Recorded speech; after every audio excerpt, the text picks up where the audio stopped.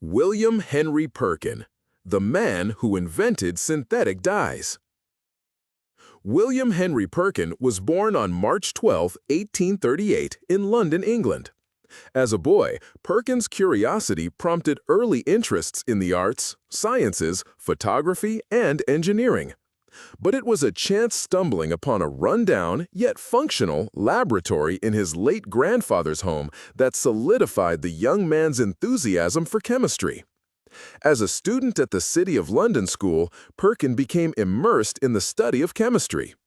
His talent and devotion to the subject were perceived by his teacher, Thomas Hall, who encouraged him to attend a series of lectures given by the eminent scientist Michael Faraday at the Royal Institution. Those speeches fired the young chemist's enthusiasm further, and he later went on to attend the Royal College of Chemistry, which he succeeded in entering in 1853 at the age of 15. At the time of Perkin's enrollment, the Royal College of Chemistry was headed by the noted German chemist August Wilhelm Hofmann. Perkin's scientific gifts soon caught Hofmann's attention, and within 2 years, he became Hofmann's youngest assistant. Not long after that, Perkin made the scientific breakthrough that would bring him both fame and fortune. At the time, quinine was the only viable medical treatment for malaria. The drug is derived from the bark of the cinchona tree native to South America, and by 1856, demand for the drug was surpassing the available supply. Thus, when Hofmann made some passing comments about the desirability of a synthetic substitute for quinine, it was unsurprising that his star pupil was moved to take up the challenge. During his vacation in 1856, Perkin spent his time in the laboratory on the top floor of his family's house. He was attempting to manufacture quinine from aniline, an inexpensive and readily available coal tar waste product. Despite his best efforts, however, he did not end up with quinine. Instead, he produced a mysterious dark sludge. Luckily, Perkin's scientific training and nature prompted him to investigate the substance further. Incorporating potassium dichromate and alcohol into the aniline at various stages of the experimental process, he finally produced a deep purple solution. Proving the truth of the famous scientist Louis Pasteur's words, "Chance favors only the prepared mind," Perkin saw the potential of his unexpected find. Historically, textile dyes were made from such natural sources as plants and animal excretions. Some of these, such as the glandular mucus of snails, were difficult to obtain and outrageously expensive. Indeed, the purple color extracted from a snail was once so costly that in society at the time, only the rich could afford it. Further, natural dyes tended to be muddy in hue and fade quickly. It was against this backdrop that Perkin's discovery was made.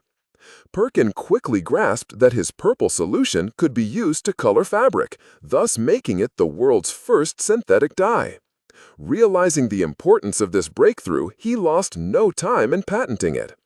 But perhaps the most fascinating of all Perkin's reactions to his find was his nearly instant recognition that the new dye had commercial possibilities.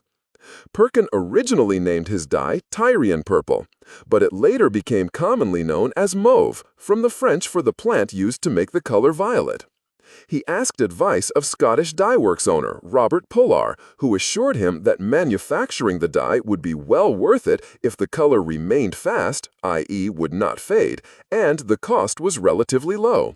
So, over the fierce objections of his mentor Hofmann, he left college to give birth to the modern chemical industry. With the help of his father and brother, Perkin set up a factory not far from London. Utilizing the cheap and plentiful coal tar that was an almost unlimited byproduct of London's gas street lighting, the dye works began producing the world's first synthetically dyed material in 1857.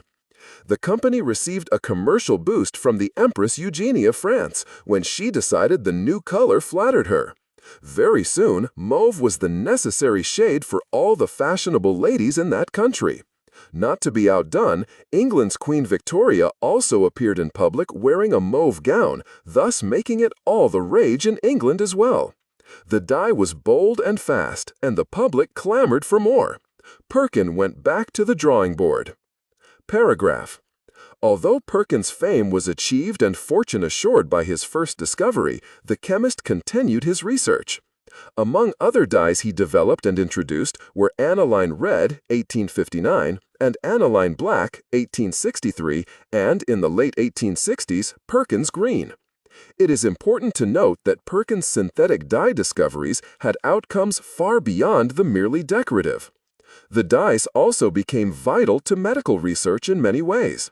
For instance, they were used to stain previously invisible microbes and bacteria, allowing researchers to identify such bacilli as tuberculosis, cholera, and anthrax. Artificial dyes continue to play a crucial role today, and in what would have been particularly pleasing to Perkin, their current use is in the search for a vaccine against malaria.